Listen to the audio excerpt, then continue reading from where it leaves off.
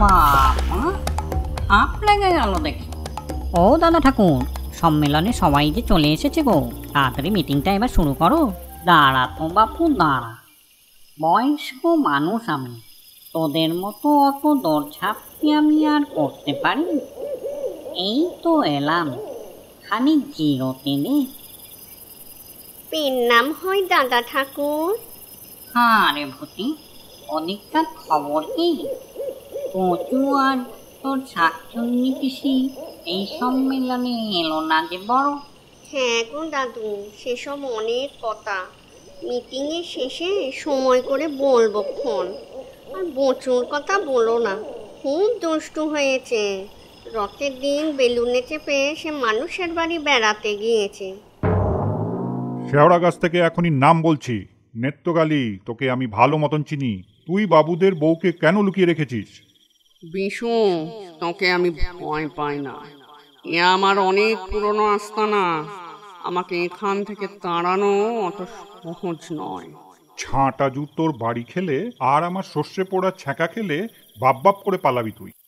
ওসব বুঝরুকি অন্য জায়গায় দেখাবি। তোর ভূত তাড়ানোর কোনো ক্ষমতাই নাই। ভণ্ড ঝাকুতাকার, ও এসেছে নিত্য শাকচুন্নিকে ঘর ছাড়া করতে।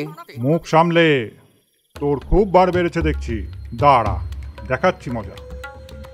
বিশু ওঝার অনেক কসরতের পর শেষ পর্যন্ত নেত্রকালী ওরফে শাকচুন্নি পিসি তার আস্তানা ছাড়তে বাধ্য হলো।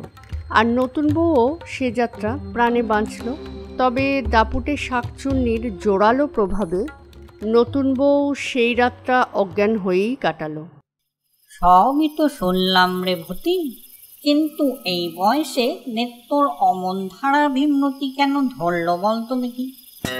কি আর বলবো বলো, শাকচুন্নি পিসি নাকি আই বুড়ো বেলাতেই গলায় দড়ি দিয়েছিল। বিয়ে আর তার কপালে জোটে নাই, তাই সে ওই বউয়ের ঘাড়ে চেপে ওই বাড়িতে বউ হয়ে কটা দিন কাটাতে চেয়েছিল। এবার প্রশ্ন হলো, এই নতুন বউটি কি?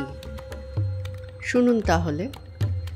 যে শেওড়া গাছটি নেত্রকালীর পুরনো আস্তানা ছিল, যদিও সে সেখানে বাঁধা ধরাভাবে থাকতো না, সেই শেওড়া গাছেরই উত্তর পারে বাবুদের একটা বাঁধানো পুকুর ছিল।